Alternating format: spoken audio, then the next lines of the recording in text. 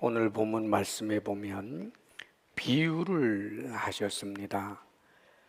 맹인이 맹인을 인도할 수 있느냐? 둘이 다 구덩이에 빠지지 않겠느냐? 그러죠. 상식적으로 앞 못 보는 사람이 앞 못 보는 사람을 인도할 수는 없습니다. 있을 수 없는 일이지만 정말 그런 일이 있다면 둘 다 위험에 빠지게 되겠지요. 주님께서 이 말씀을 하신 중요한 이유는 그 당시 유대 사회, 그것은 거대한 종교 사회입니다. 그 종교 사회는 말씀을 중심으로 돌아가고, 그리고 예전이죠. 제사장들을 통한 그런 제사 의식이라든지 그런 의식 중심으로 돌아가는 종교 사회입니다. 그런데 바리새인이라든지 제사장이라든지 이런 이들이 유대 사회에서 스승의 역할을 하는 이들입니다. 율법에 대해서 전문가고, 그래서 같은 말씀이라도 그들이 해석해 준 것이 항상 권위가 있습니다. 자, 그런데 문제는 이들이 하나님의 말씀을 해석도 해주고 또 여러 가지 세칙도 만들고 그러고는 있지만 정작 이들이 하나님을 보지 못하는 이들이고 하나님 나라를 보지 못하는 이들이고 이들이 많은 사람들을 하나님께로 하나님 나라로 들이지를 못하는 자들이라는데 문제가 있었습니다. 그것이 주님께서 보신 맹인이 맹인을 인도하는 그런 모습으로 그 유대 사회를 진단하고 계신 것이지요. 그러면서 40절에는 이런 표현을 쓰고 있습니다. 제자가 그 선생보다 높지 못하나 무릇 온전하게 된 자는 그 선생과 같으리라 그러지요. 잘못된 가르침을 받고 있는 그 제자들이 선생을 넘어설 수 없다는 거예요. 하나님 나라에 들어갈 수 없도록 가르치는 그 말씀을 붙들고 하나님 나라에 들어갈 수 없다는 거죠. 그 가르쳐주는 그 선생 수준을 넘어선다는 것은 불가능하다는 말입니다. 온전하게 된다고 해도 그 선생과 같다. 바리새인에게서 배운 자가 온전하게 되어봤자 바리새인에 멈추는 것이고 마찬가지입니다, 여러분. 우리가 이 세상 살면서 수많은 스승들을 보게 됩니다, 여러분. 특별히 조금 있으면 이제 스승의 날도 있고 해서 우리는 스승의 그 수고 또 그 사랑 또 그들의 가르침에 대해서 고마움을 표하곤 합니다. 예, 여러분들 그 스승을 귀하게 여기고 고맙게 여기는 마음 우리가 가져야 마땅합니다. 그리고 이 세상에 사실은 많은 스승들이 있고 그 스승들의 수고와 가르침을 우리가 결단코 폄하해서는 안 될 것입니다, 여러분. 우리가 그래도 지금까지 이렇게 사람으로서 또 사회생활을 하며 살아오게 되는 것이 오로지 나의 연구, 나의 노력만으로 되었겠습니까? 많은 이들의 가르침이 있었고 또 인류의 스승이라고 할 만한 그런 대단한 분들이 사실 역사 속에는 많이 등장합니다. 그래서 역사적으로 획을 그을 만한 그런 일들, 그런 운동들이 일어났기 때문에 정치, 경제, 사회, 문화 제 분야에 걸쳐서 참으로 큰 스승이라고 할 수 있는 이들, 그리고 우리가 지금 거리에서 직접적으로 가르침을 준 이들, 그런 분들에게 대해서 고마움을 가지고 또 존중하고 존경하는 것은 마땅합니다. 그러나 한 가지 잊지 않아야 할 것이 하나 있습니다, 여러분. 이 세상에 그 어떤 스승도 하나님 나라를 볼 수 있는 스승은 없습니다, 여러분. 이 세상에 그 어떤 이도 하나님을 볼 수 있는 이는 없습니다. 인간이 가지고 있는 이 비참의 문제,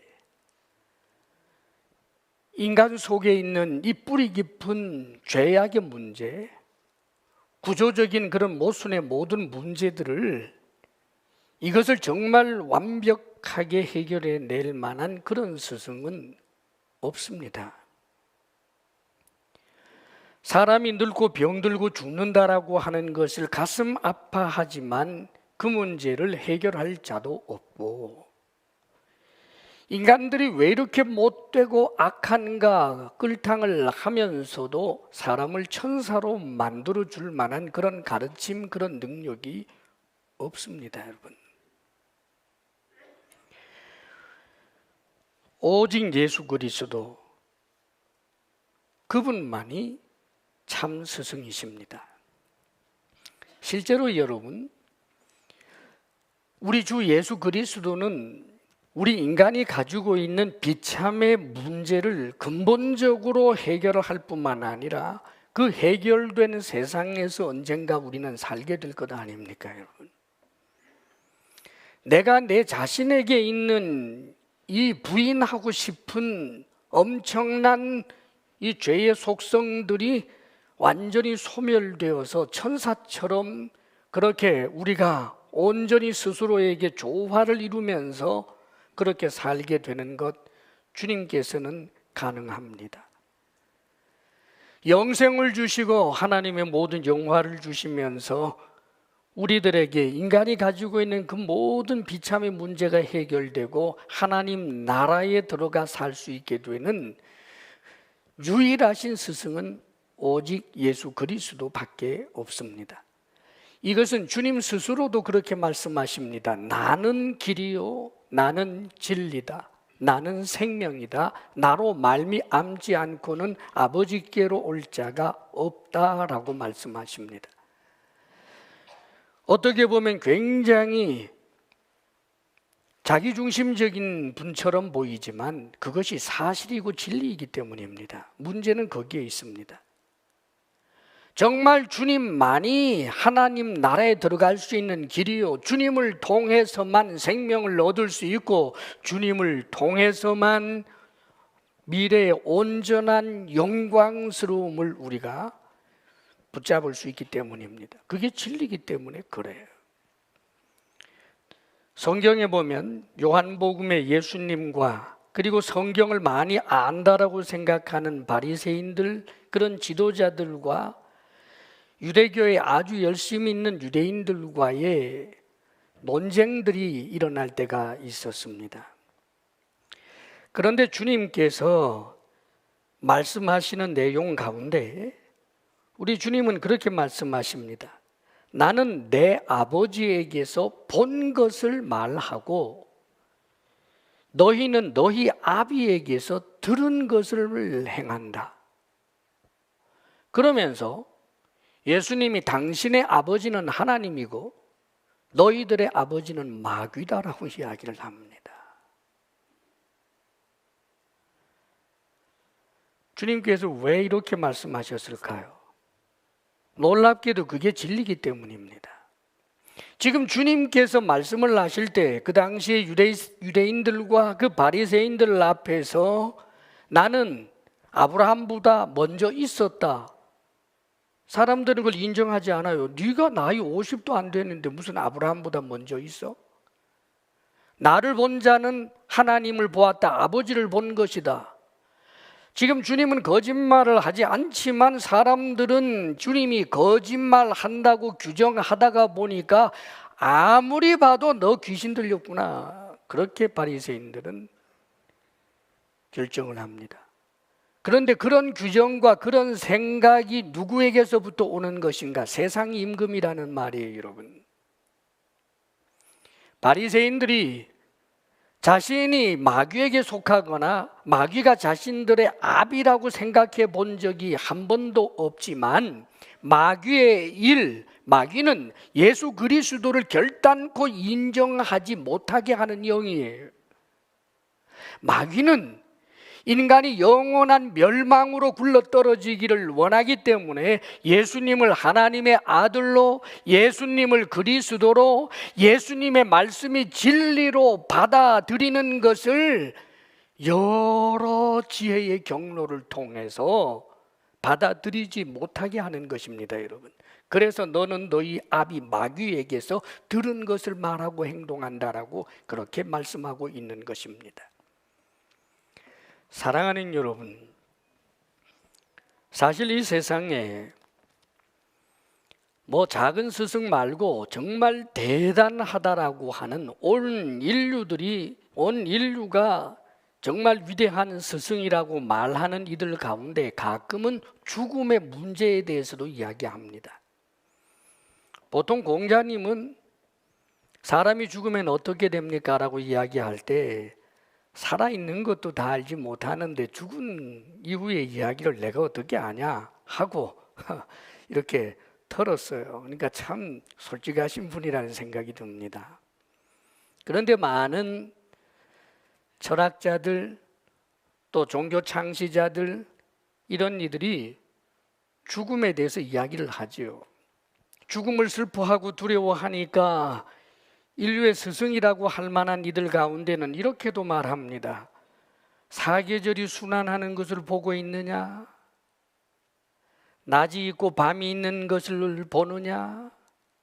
이 모든 것이 다 돌고 돌지 않느냐? 사람이 죽고 또 태어나고 그러는 것이란다. 사계절이 순환하듯이 살고 죽고 그러면서 계속해서 윤회를 하는 거야. 그러므로 죽음을 두려워하지 말아라. 죽음은 자연의 이치란다.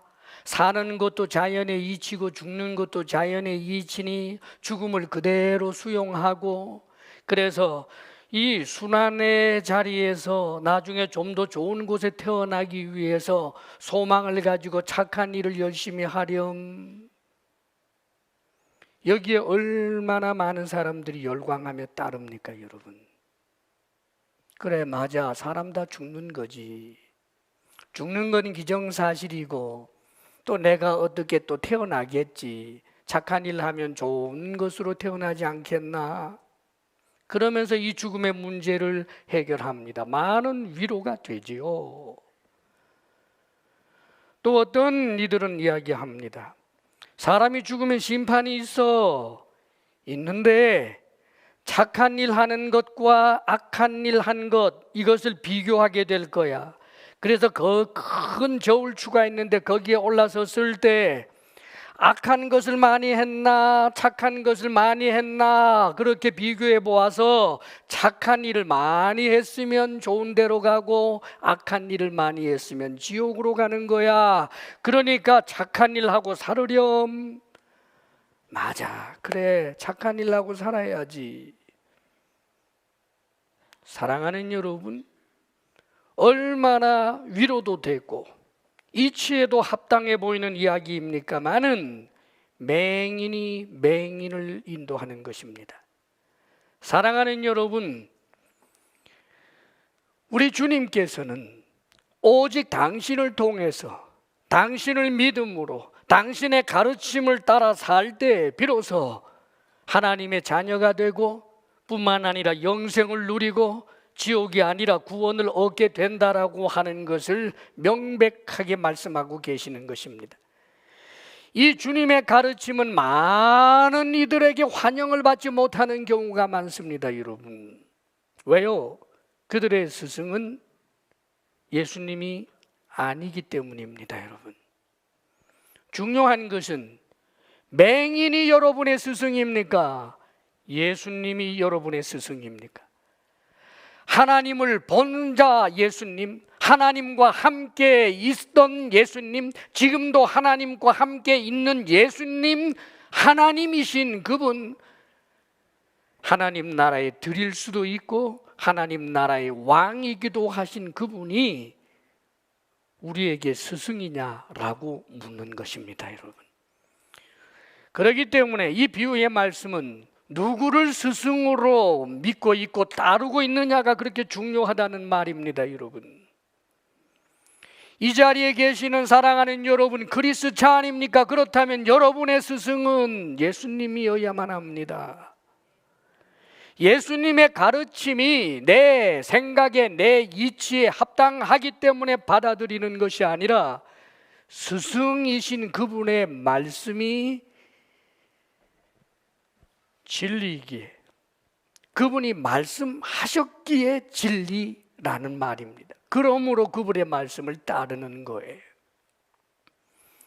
자, 이제 우리의 스승이 되시는 우리 주님께서 우리에게 이런 가르침을 주고 계십니다. 37절 말씀을 우리 함께 읽었으면 좋겠습니다. 다 같이 시작. 비판하지 말라. 그리하면 너희가 비판을 받지 않을 것이요. 정죄하지 말라. 그리하면 너희가 정죄를 받지 않을 것이요.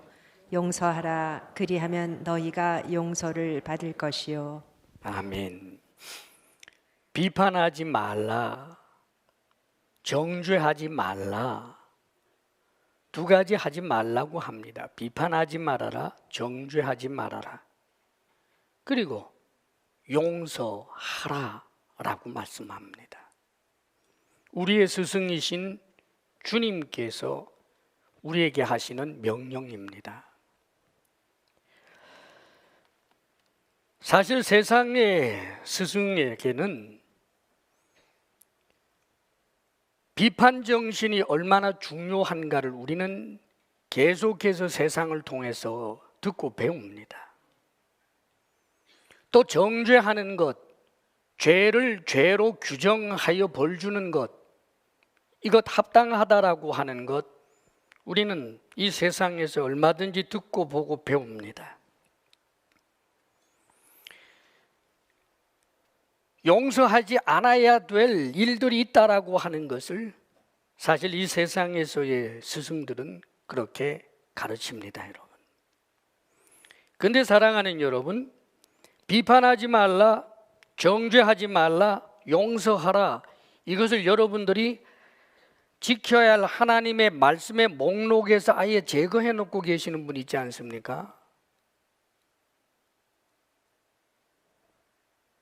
차마 내 입으로 주님이 미친 소리 했네, 이 소리는 못하겠지만 차마 그 말은 못하면서도 사실상은 귀담아 아예 들으려고 생각지 아니하고 있는 분들이 있느냐고요.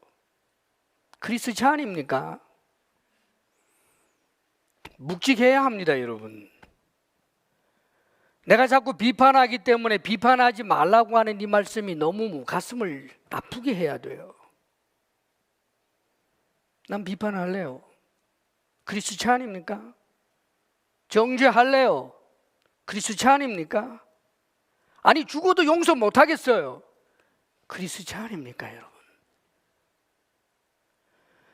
먼저는 이 말씀을 하신 분이 누군지를, 내가 할 수 있고 할 수 없고를 떠나서 이 말씀을 하신 분이 누군지를 먼저 생각할 수 있기를 주의 이름으로 부탁합니다, 여러분. 사실 이것은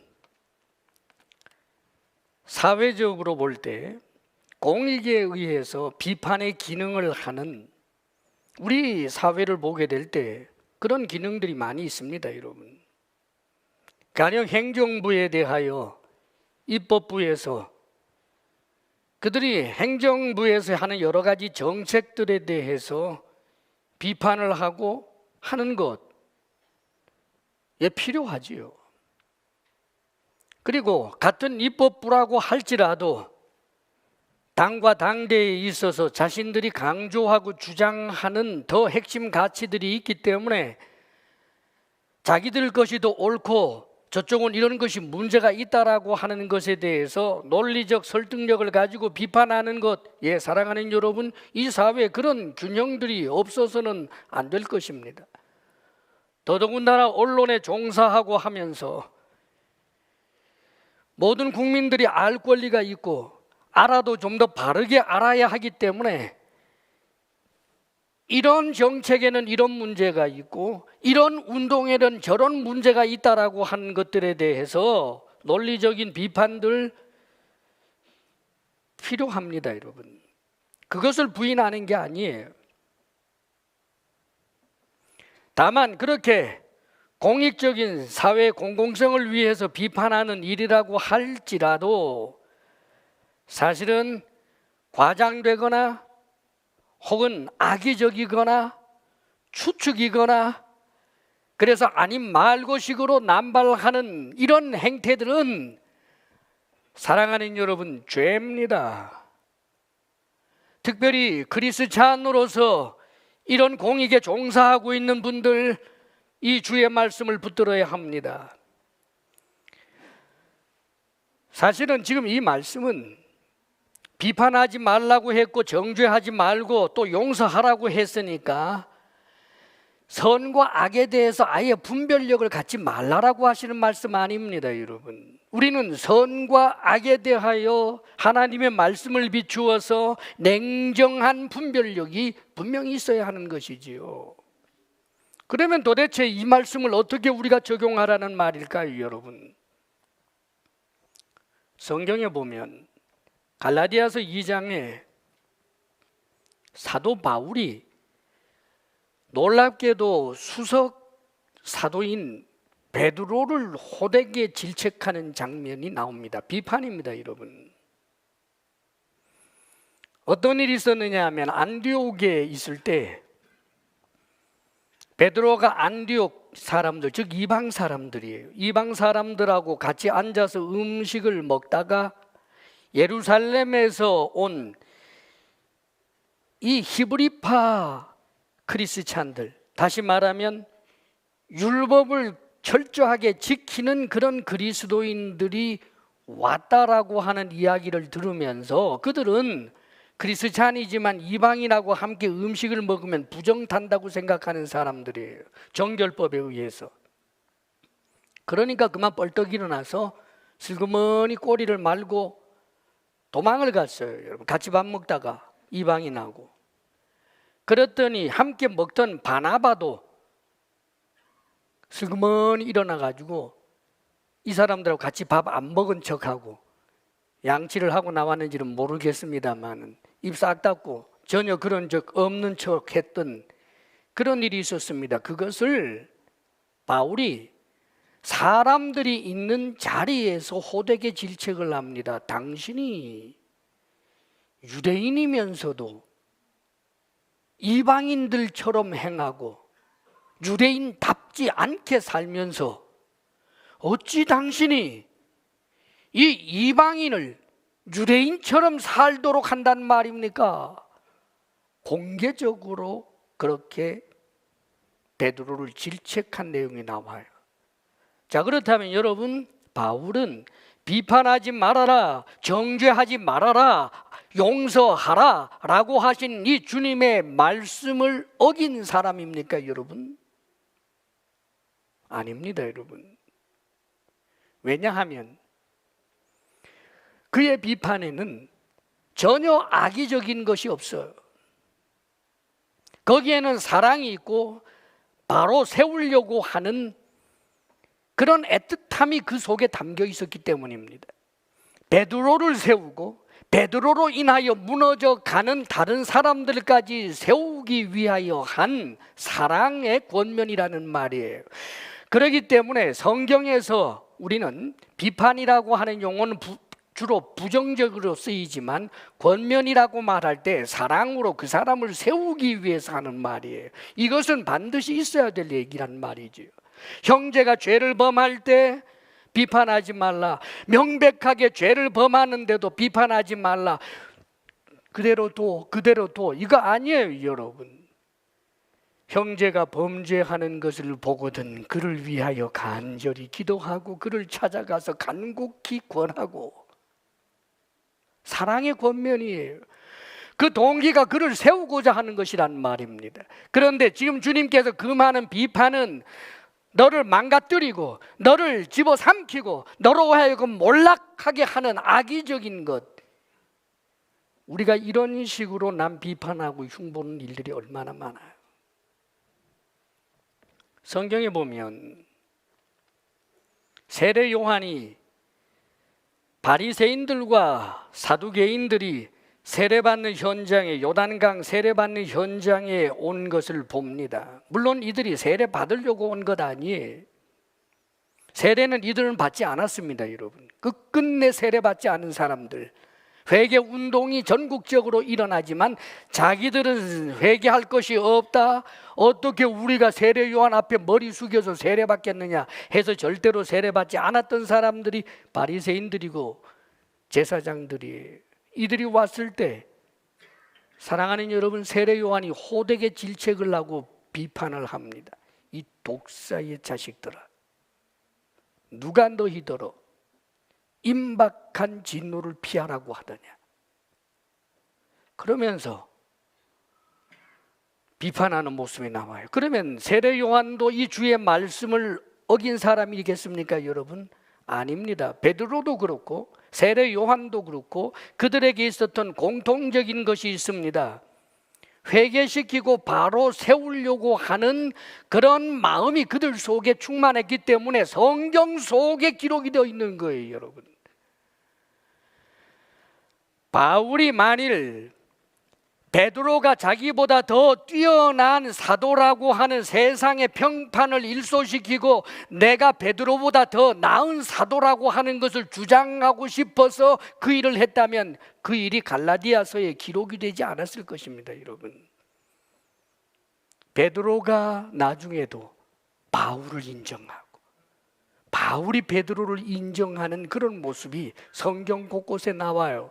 한마디로 말해서 사랑의 권면이었다는 뜻입니다. 세례 요한의 이 질책을 우리 주님께서는 온전하게 받아들인 이유는 저 바리새인조차, 저 사두개파 사람들조차 하나님의 임박한 심판에 노출되어 멸망하지 않기를 원하는 선지자적 간절한 사랑의 외침이었기 때문에, 그래서 그것을 악의적인 비판으로 보지 않는 것입니다, 여러분. 사랑하는 여러분, 지금 우리 시대는 특별히 SNS 세상이고 여러 가지 글을 올릴 수 있는 그런 장치들이 얼마나 많은지 몰라요. 자기 의견들을 충분히 이야기할 수 있는 그런 장들이 얼마나 많은지 모릅니다. 그런데 선한 의도입니까? 과장되지는 않았습니까? 악의적이지는 않습니까? 이것을 정말 살펴보지 않으면 안 된다는 뜻입니다, 여러분.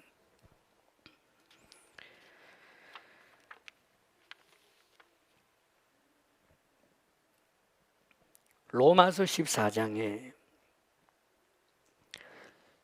믿음이 연약한 자를 너희가 받되 그의 의견을 비판하지 말라. 어떤 사람은 모든 것을 먹을 만한 믿음이 있고 믿음이 연약한 자는 채소만 먹느니라.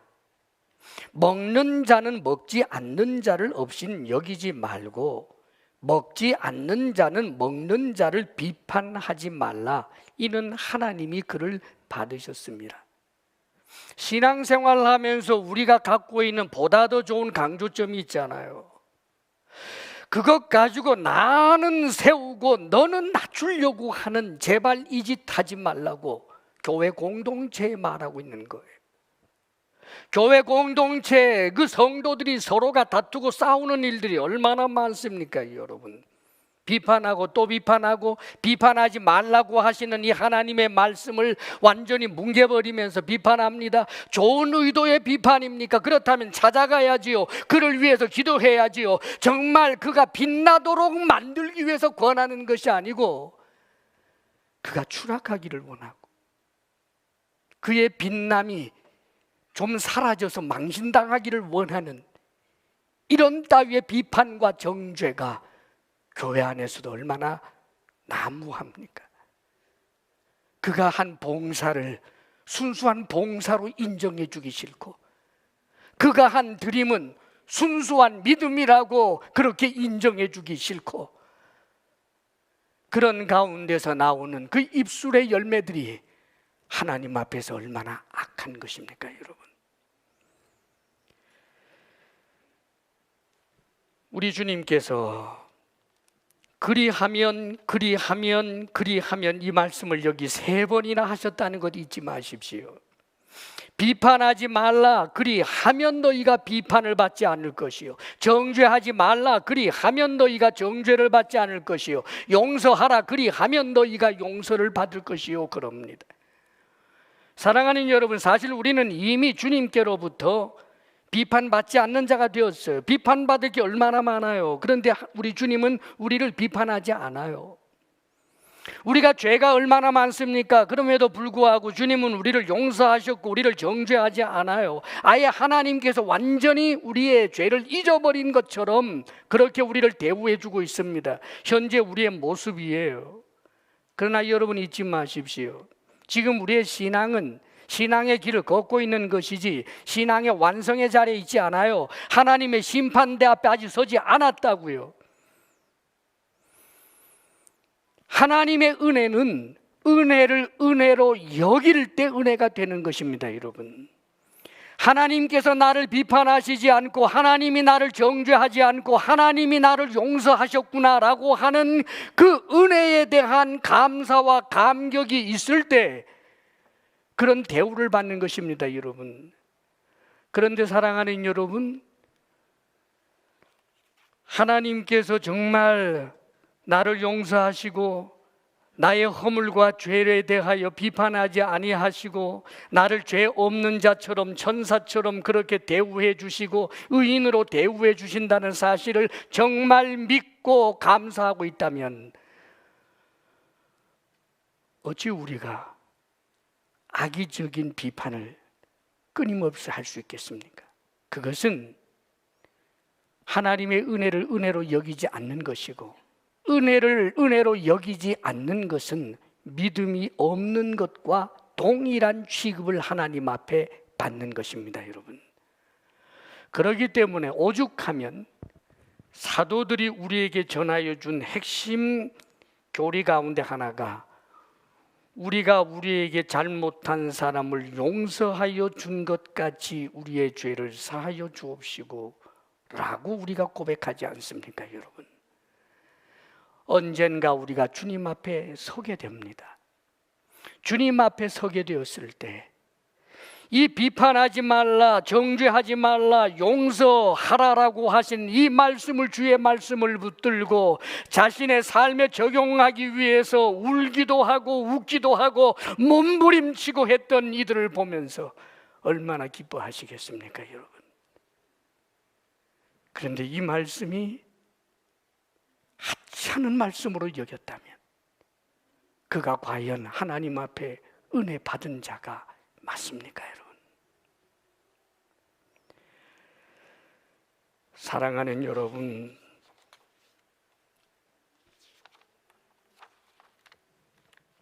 고라당이 왜 망했는지 아세요? 고라, 나단, 다단과 아비람과 같은 고라당 일파가 망한 이유, 사랑하는 여러분, 그들은 비판자들이었는데 그 비판이 얼마나 교묘했는지 아세요? 모세와 아론을 향하여 하는 말이 이런 교묘한 비판입니다.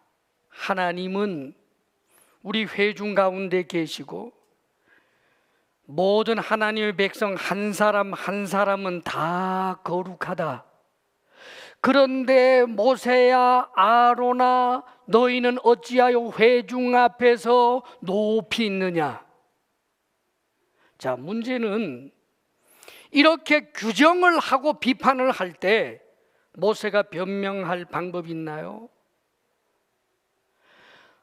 나는 회중들 위에 있어 본 적이 없어. 나는 절대로 회중들보다 내가 더 높다고 생각한 적 없어. 그런 소리 한다고 그게 통하겠어요?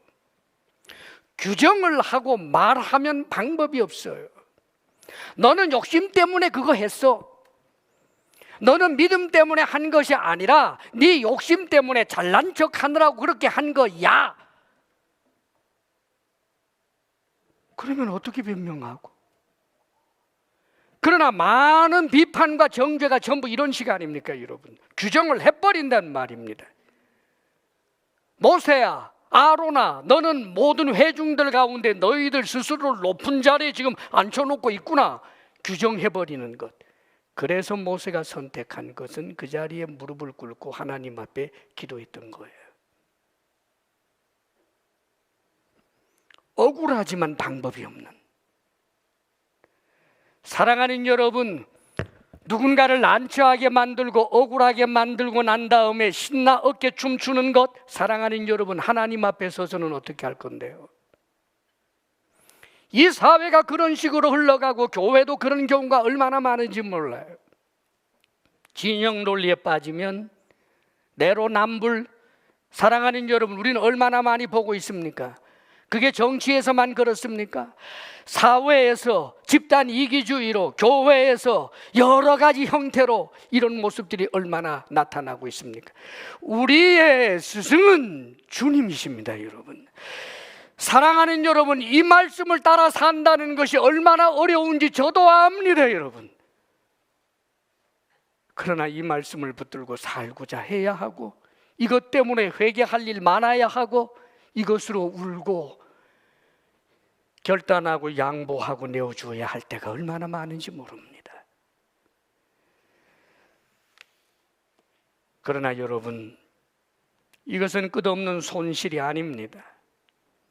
언젠가 주님 앞에 서게 되었을 때 주님께서 마귀가 우리를 정죄한다 할지라도 정죄받지 아니하고, 누군가가 나를 고소한다 할지라도 고소당하지 아니하고, 주님께서 우리를 품어 안아주시면서 너 죄 없다, 너는 의인이다, 너는 내 영광에 참여할 것이다 하게 되지 않겠습니까? 스승이신 주님의 말씀을 따라 사시기를 주의 이름으로 축원합니다. 그리고 주님의 말씀 38절 말씀 한 가지를 또 말씀을 드립니다. 38절 우리 같이 한번 읽어보겠습니다. 시작. 주라 그리하면 너희에게 줄 것이니 곧 후이 되어 누르고 흔들어 넘치도록 하여 너희에게 안겨주리라. 너희가 헤아리는 그 헤아림으로 너희도 헤아림을 도로 받을 것이니라. 비판하지 말라, 정죄하지 말아라, 용서하라, 그리고는 주라고 합니다. 이것도 명령이에요. 사랑하는 여러분, 이 주라고 하시는 이 말씀이 우리 그리스찬들은 결코 부자가 되면 무조건 죄인이다 그런 뜻 아닙니다, 여러분. 그리스찬이라면 전부 거지처럼 살아야 된다, 그런 극단적인 의미로 해석을 하면 안 돼요. 우리 하나님은 살아계신 하나님이고 지금 우리 속에 성령으로 들어와 계십니다, 여러분. 그리고 우리에게 말씀을 주셨고 우리를 인도하시고 모든 상황에 대하여 다스리고 계시는 분이 우리 주님이십니다. 우리에게 일어나는 일들, 내가 눈으로 보는 것, 귀로 듣는 것, 경험하는 것 우연히 하나도 없습니다, 여러분. 그런데 내가 눈으로 보고 혹은 귀로 듣고 내가 경험하면서 내 속에 계시는 성령께서 우리의 마음을 움직여 긍휼의 움직임을 주게 될 때 우리는 결단하고 줘야 할 때가 있습니다, 여러분. 그것을 거부하지 말라는 거예요. 시간을 줘야 할 때가 있고, 땀을 주어야 할 때도 있고, 물질을 주어야 할 때가 있고, 심지어는 목숨을 주어야 할 때가 있는 것입니다. 사랑하는 여러분, 주님이 우리와 함께 하시면서 우리에게 보여주는 이 사인에 대하여 둔감한 자가 되지 않기를 바랍니다. 성경에 선한 사마리아 사람 이야기가 나옵니다. 그가 자기가 번 재산을 계속하여 누군가에게 주기만 하기 위해서 살겠다고 삶의 목표를 그렇게 정해놓고 돌아다닌 사람 아닙니다, 여러분. 그 사마리아 사람이 자신의 일 때문에 아마 사업이었다고 생각이 됩니다. 그래서 사업차 어디로 가고 있는 거예요. 그런데 길을 가다가 보니까 생각지도 못했던 것을 목격하지 않습니까? 강도 만난 사람이 뒹굴고 있어요. 다 죽어가요. 신음하고 있습니다. 눈으로 보았습니다. 신음소리를 듣습니다. 마음속에 성령의 역사로 긍휼함이 일어납니다. 그러면서 동시에 이기적인 마음도 들었겠지요. 여기 있으면 위험해, 너 빨리 도망가 하는 생각이 일어났겠지만 주의 말씀을 따라서 지금은 내가 땀을 흘려줄 때고 내가 위험을 감수하면서도 손해를 보면서도 저 사람을 도와주어야 할 줄 때다라고 판단하고 그가 결행을 합니다. 이런 사람이 되라고 말씀하시지 않습니까, 여러분? 사랑하는 여러분, 우리가 세상을 살아가는 삶의 방식이 남을 비판하고 정죄하고 절대 용서하지 못해, 네가 나에게 이렇게 했으면 나는 7배로 갚을 거야, 그렇게 이를 갈면서 나는 절대로 주지 않을 거야, 내가 왜 손해봐야 되니, 그렇게 살아가는 삶의 방식이 아니라는 것입니다. 우리 그리스찬은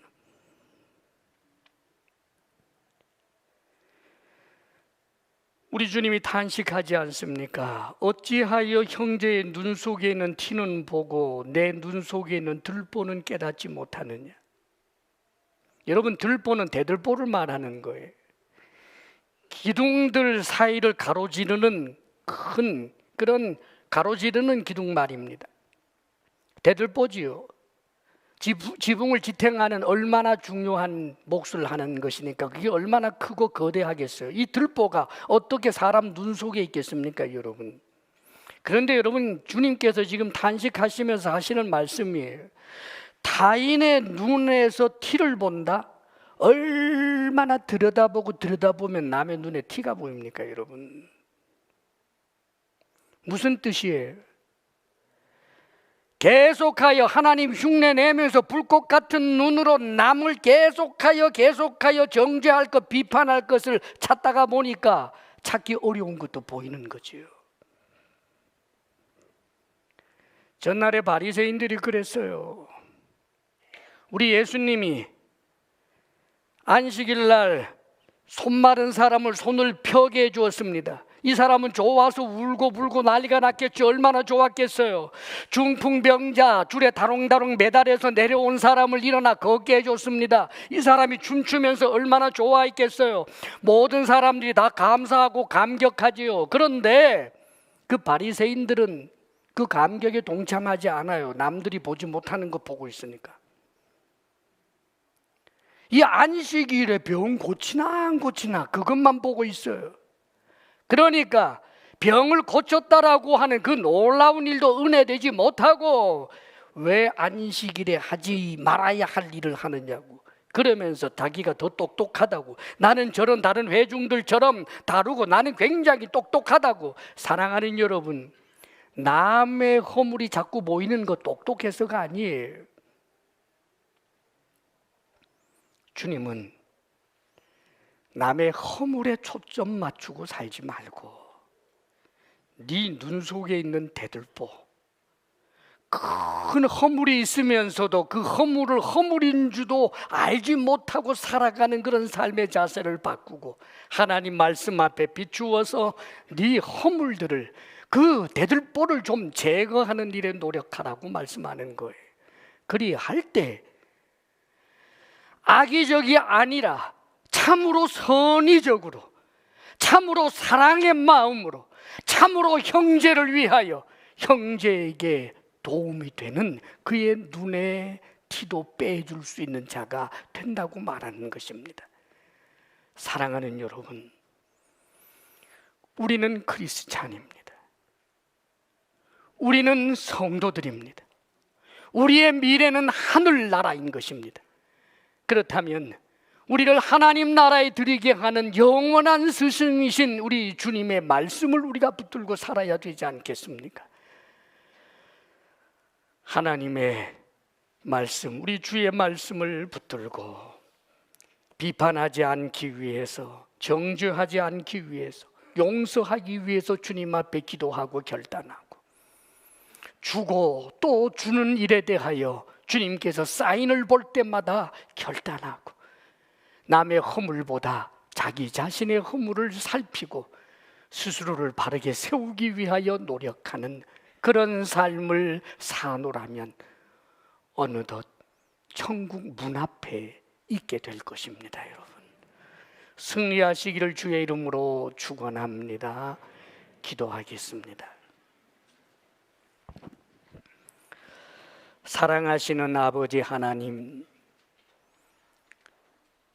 우리 주님께서 하시는 이 말씀이 세상에서 통용되지 아니하고 많은 경우에 오히려 비판을 받고 업신여김을 당하는 말씀이라 할지라도 아버지여, 오직 우리에게는 하나님의 말씀이오니 아버지 하나님, 이 말씀을 참으로 무겁게 여기고 귀하게 여기며 이 말씀에 합당한 자로 살고자 하는 아름다운 노력이 우리에게 있게 하여 주옵시며, 우리의 연약함을 볼 때마다 주의 도우심을 구하면 오 주님, 말씀을 따라 살아갈 수 있는 능력을 날마다 허락하여 주옵소서. 예수님 이름으로 기도하옵나이다. 아멘.